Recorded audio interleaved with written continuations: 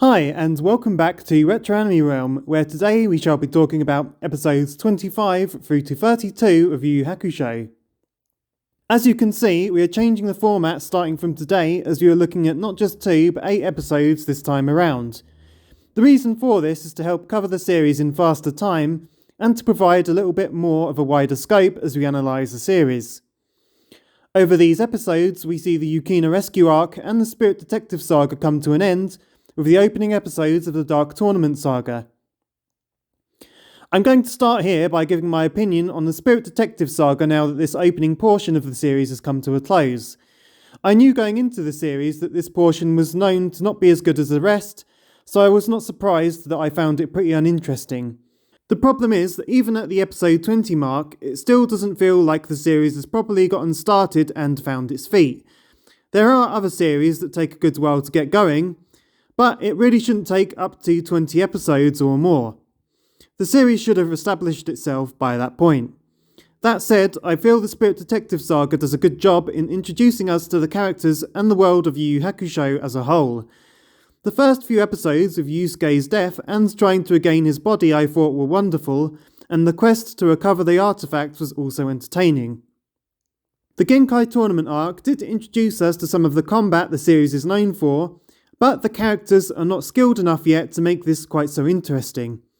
The Saint Beast arc in my opinion seemed somewhat unnecessary, while the Yukina Rescue arc did help push things further along. The Yukina Rescue arc did a great job to set things up for the new Dark Tournament Saga we now find ourselves in. We found out that the Togoros were working for Sakyo all along, with a view to having Yusuke and Kuwabara compete in the tournament. Tadokane was pretty much just small fry who ended up meeting a brutal yet comical demise. Even with another bout of training, how our heroes hope to survive the tournament is anyone's guess. Yusuke and Kuwabara were completely ragdolled by the Togoros at Tadokane's mansion, with the taller Togoro only using 20% of his power. Even though they have now improved, they are still unlikely to be a match for the gruesome twosome. When the taller Togoro approached Yusuke in the city, the teenager was so frightened by his presence that he turned into a quivering mess. I personally didn't enjoy the scene of Togoro destroying the parking lot, as he was intimidating enough already and it just felt a little bit naff. Despite the Togoros, I feel it is the humans like Sakyo that are the real villains here. Those spectating at the tournament are the very rich and other upper class socialites. I'm still rather intrigued about how knowledge of demons and the supernatural is so common knowledge among humans in the world of Yu Yu Hakusho, but at least this sheds some light on things. Considering they and all the competitors can fit on one small island, it appears to be only a small cabal of humanity. Due to their activities, they intriguingly say themselves that they have sold their souls to the devil. Joining Yusuke Urameshi at the tournament is of course Kuwabara and their new allies Kurama and Hiei. Also there is Genkai, who for some reason has adopted some sort of disguise. Yusuke and his motley crew first have to take on Team Rokuyukai, a crew of demons who intriguingly reside in the human realm.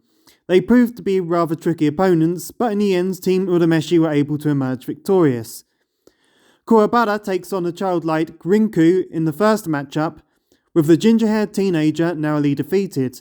It was a very close fight, and we find out that Rinku was the second strongest of the opposition, with Kuwabara being most likely the weakest of Team Urameshi, as we know from the series so far. Therefore, Kuwabara actually did a rather good job. Kurama then takes on the devious Hiroto and is able to withstand his cheap tricks and find a way to defeat the adversary in brutal fashion. Hiei then takes on Zeru, who was teased as being incredibly strong. Hiei, feeling this, decides to use brute force to win the match, unleashing the terrifying Dragon of the Darkness flame attack to vaporize Zeru. Unfortunately, this move causes Hiei to lose the use of one of his arms this early in the tournament. With much more powerful opponents surely around the corner, this is likely to cause a severe problem at some point.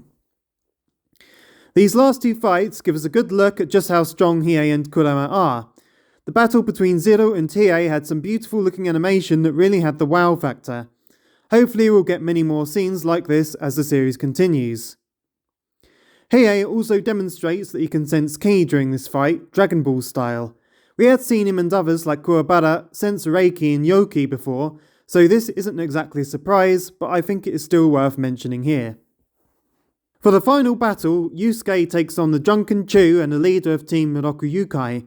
Up until this point, Yusuke had appeared to have been in a deep sleep, but did commentate during moments of the previous fights regardless. It was teased that from his new training, Yusuke is now able to turn off parts of his consciousness to conserve energy. Chu drew the short straw and initially set out the fight due to being an extra 6th member after losing a game of rock paper scissors with the other 5. Despite being outwardly goofy, his drunken master style proved to be very dangerous and the battle with Yusuke went to the wire, or rather a knife's edge. Team Urameshi is victorious with only Chu and Rinku surviving from Team Ryukyu.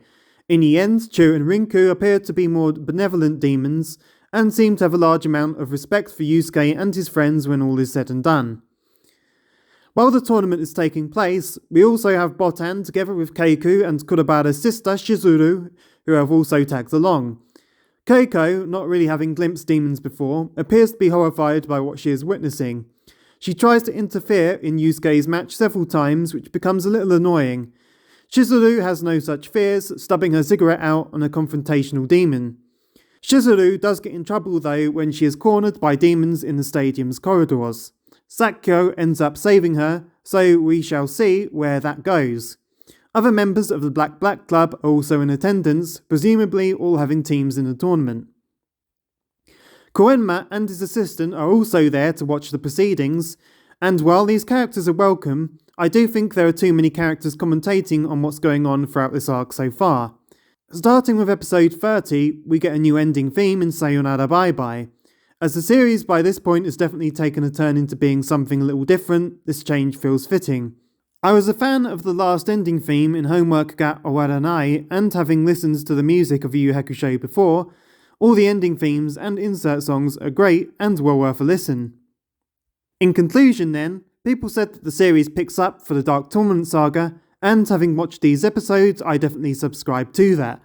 Not that the Spirit Detective Saga was bad, but you can tell that the series has now really started to find its feet. The series is still yet to hit the heights, however, but I can see more potential from here and that things are only going to get better. That's it for now. Speak to you next time on the next video here on Retro Anime Realm.